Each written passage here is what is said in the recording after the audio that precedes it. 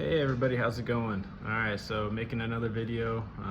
I believe I'm at week 5 on Enclomiphine, so I just want to do a quick update.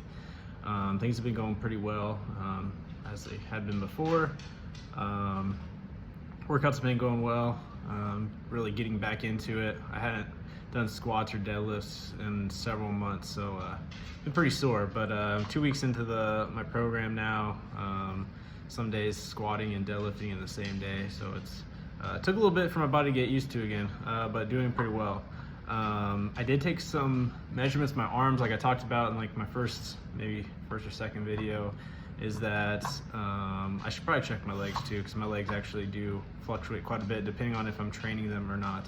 But usually my biceps are an indicator of if the rest of my body is growing, because they grow kind of in correlation with the rest of my body. Usually it's kind of hard to get my biceps to grow. For years I was stuck at about 16 to 16 and a half. I am half an inch different from my right arm to my left arm. It's always been that way. During like the end of Clomid, I was up to 17. I might have hit 17 and a quarter. I can't actually recall, but starting in Enclomiphine, I was back down to 16 and a half in one arm, 16 in the other. Since I'm at week 5, I measured, and I am back to 17 and 16 and a half in the other arm. Training again hasn't been that different, except for the last week or two that I've really been hitting it hard again, and not really so much with arms anyways. So I think it's a good sign that my body is at least absorbing water better, I would say. I do feel bloated at times, and a lot of times I think it's water. I drink a lot of water, which is good. Everybody should be out there drinking about a gallon a day. But at times I am feeling a little bit bloated.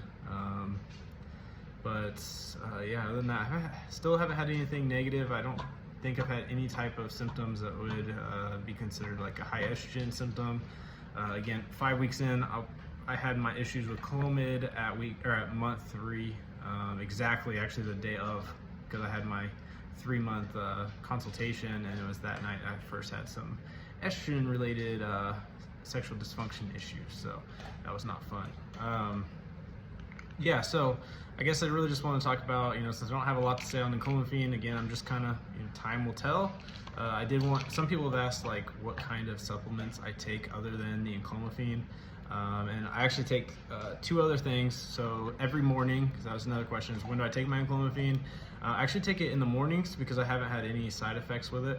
Clomid I always took at nighttime, that's what I always heard you should do, because it can cause sometimes hot flashes and other headaches, sleepiness, things like that. I don't know if I ever experienced anything, because I always took it before bed. Enclomiphine, I started taking it as soon as I got it because I was feeling like crap, and that happened to be early day. And so I've just been taking it that way ever since. Usually right before I go to work, I take Enclomiphine, and I take 2 other things. So first one is I always take vitamin D. Get this off Amazon for a few bucks, at like 360 of them. You're only supposed to take 1 a day. I always take 2 a day. I think you can take too much vitamin D, so just be careful. But make sure if you do, get vitamin D3. It's the stuff that you want. Let's see, 1 capsule is 120 or 5,000 IU. Is that what it is? Yeah. So I take 2 of those, so 10,000 IU a day, which I've heard is kind of like the baseline of what you should be taking. Second thing I take, nitrous oxide. This is it's 2,000 milligrams of L-citrulline and 1,000 milligrams of L-arginine. Again, I get this off Amazon. Maybe I'll throw some links down in the description if anybody's interested. So a total of 3,000 milligrams of this nitric oxide max. Not gonna lie, I started taking that when I was still on Clomid. Well, I took something similar when I was still on Clomid, and I started having some of the ED issues. Did it help? I'm not really sure. Does it help with blood flow though? Absolutely. My pumps in the gym, since realizing I should be taking this, are way better. I do know that some pre-workouts have it in there. I don't know that the pre-workout I take now does, but yeah, this stuff is pretty good. You get 120 capsules. I think it's like 15 bucks, and you take 4 capsules a day. Not that bad at all. Pretty cheap thing to take. Gets you some good pumps again. That one I still take it in the morning. I think just having your body saturated with L-citrulline and L-arginine is great. You don't necessarily have to take it right before a workout. to get the pump in. If you're just taking it consistently every day, it's there for when you need that extra blood flow. So yeah, that's all I've taken. I was taking, and I actually will probably start taking again. I did this for last year or two, but just trying to save a little money, is a ZMA. So it's zinc, magnesium, and whatever the A stands for, I'm not sure. I was taking it really for the zinc and magnesium. Take that right before bed. Gives you some very, very weird dreams sometimes. At least the first few months I took it, I had some crazy dreams. But it got better, although every once in a while you get one of those weird ones. But it's like it puts you in a deep sleep, right? It gets you in REM sleep, more in your sleep pattern. So it's pretty good stuff to take. And then the zinc and magnesium do a lot of great things for your body, especially for men with hormones and things like that. So I probably will start taking that again. So that's really 4 things I take a day: the vitamin D3, Enclomiphine, the pump, L-citrulline, L-arginine, and then the ZMA. In addition, I used to, years ago when I was really big in the bodybuilding and weightlifting and stuff, I did a lot of protein powders. I don't do that anymore. I try to get my protein in my food. I am probably not getting the amounts that I really want to, but I try to get in my food the best I can. So usually proteins at every meal. I do only eat twice a day, and then throw in a snack usually before bed, which is typically a protein bar. And then I take pre-workout as needed. I used to take it every single time I went to the gym. I will say, since I started this program, I've been taking it about every single time I go to the gym. I don't ever take a full scoop. I'm usually just taking half a scoop to 1 full scoop. And my favorite pre-workout is actually from Rise, RYSE. Their pre-workout is awesome. I started taking it when they were a very small company, and now they've like blown up. You can get it at Walmart and everything else. They have some really good flavors. Although you got to be careful, because some of their stuff, 1 scoop is like 400 milligrams of caffeine.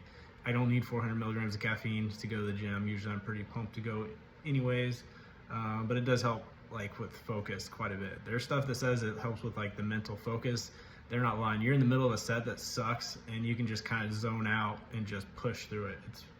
It's actually, it's noticeable when I take it and when I don't. But yeah, so that's kind of what, that's what I'm putting in my body. I try not to do very much. Again, Enclomiphine is the only prescription drug that I take. And so far, so good. I guess we'll see how things go. Again, being at week 5, somebody else in the comments said that they were also going through Peter MD doing Enclomiphine, and at week 9, they were able to see their updated blood results. Not sure how.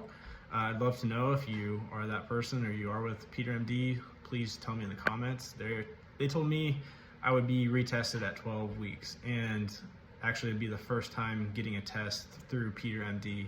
All of my blood results that they used to get me Enclomiphine came from Hone Healthcare, which was a good company. They just don't do Enclomiphine. They only do Clomid, which I will never take again. So, and there's some people in the comments saying that they were just recently prescribed Clomid from their doctor.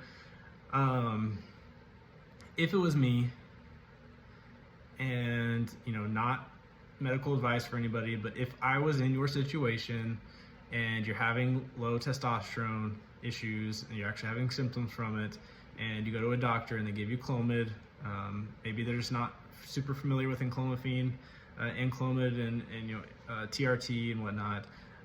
But now that I have gone through Clomid, I would recommend not doing it.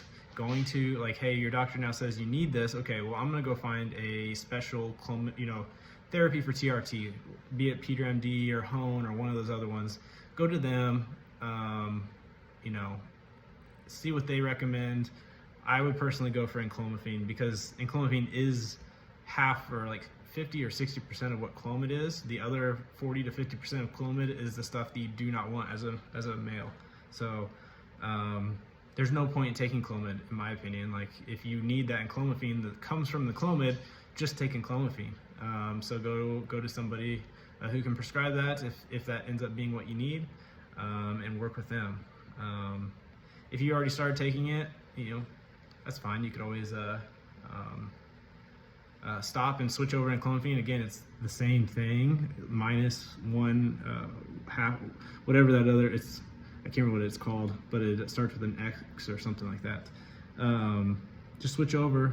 It shouldn't be very hard to do. Or stick with it if you're not having any issues. That's fine as well. Thousands and thousands of guys take Clomid and they don't have any issues. Thousands take it and have horrible issues, and others like me just have minor symptoms that they don't want to deal with and stop taking it. So that's that. If you have any questions, let me know. Post them in the comments. Be happy to respond back to you. I try to do my best to respond to everybody. But yeah, we'll keep this going. Keep seeing how things progress, and obviously if something doesn't go the way I want it to, you guys will be the first to know. So have a good one.